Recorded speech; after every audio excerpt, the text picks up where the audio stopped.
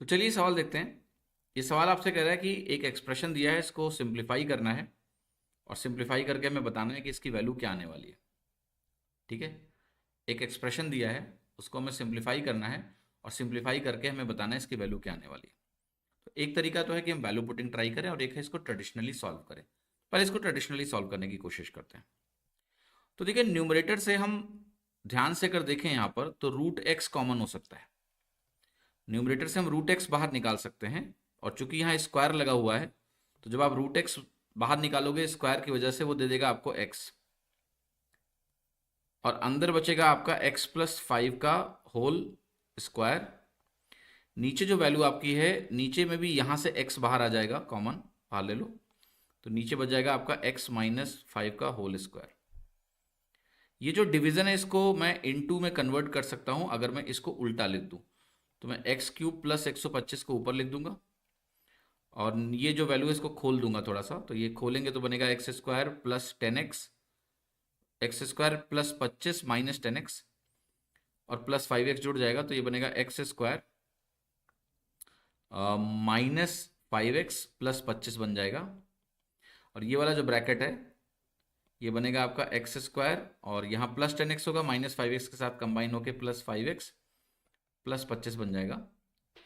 और इनटू ये तो है ही है, एक्स क्यूब माइनस 125 बटा एक्स प्लस 5 का होल क्यूब, ये तो इतना है ही है। तो अब देखो, एक चीज़ तो बहुत साफ साफ है कि एक्स प्लस 5 का जो होल स्क्वायर है और यहाँ जो एक्स प्लस 5 का होल क्यूब है, इसमें ये 3 पावर कट गई, एक ही एक्स प्लस 5 बचेगा, एक ही एक्स प्लस 5 बचेगा।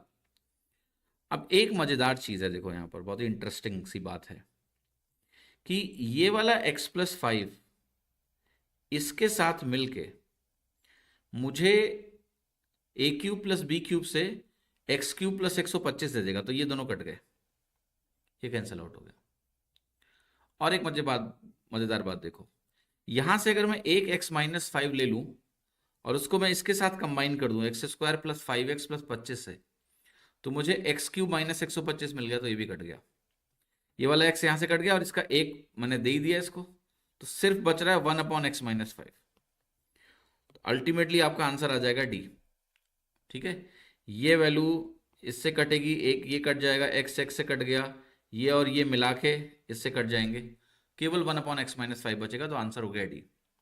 अच्छा, अगर आपको यहाँ पर वैल्यू पुटिंग करनी हो, सो वैल्यू पुटिंग के लिए आप डायरेक्टली इस एक्सप्रेशन में अगर कोई वैल्यू रखना चाहते हैं तो x बराबर 0 नहीं रखिएगा। इसके दो रीजन है।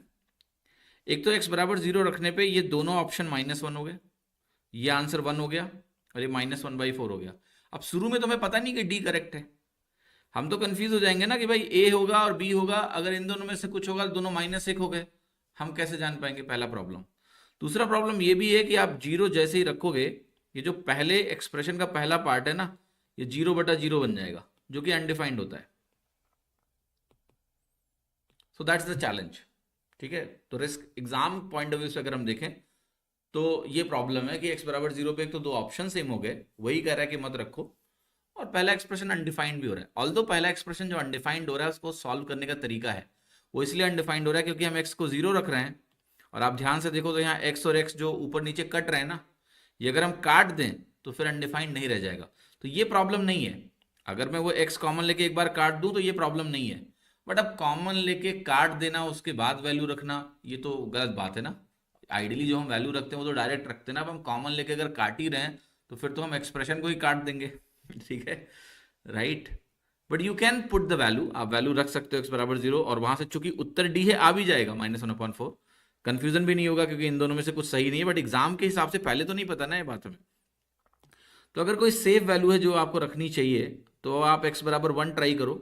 x बराबर 1 पे देखना ये वैल्यू क्या आएगी, -6/4 आएगी, तो ये सीधे हो गया -4/6, ये दोनों अलग अलग हो गए, ये तो 1 है ही है, और x बराबर 1 पे ये वैल्यू -1/4 आई। ठीक है, अच्छा x बराबर 0 पे ये वैल्यू -1/5 थी, सॉरी 0 रखते तो ये -1/5 आती, और x बराबर 1 पे ये -1/4 आ गई। तो अब चारों ऑप्शन अलग अलग है, x बराबर 1 पे कुछ अनडिफाइंड भी नहीं, तो x बराबर 1 रख के मैं देख सकता हूँ ये एक्सप्रेशन आपका -1/4 ही आएगा, क्योंकि वही ऑप्शन करेक्ट है, तो डी करेक्ट हो जाएगा। तो वैल्यू अगर इसमें रखनी है तो x बराबर 1 रखो, ना कि x बराबर 0। प्रॉब्लम मैंने आपको समझा दी, ठीक है।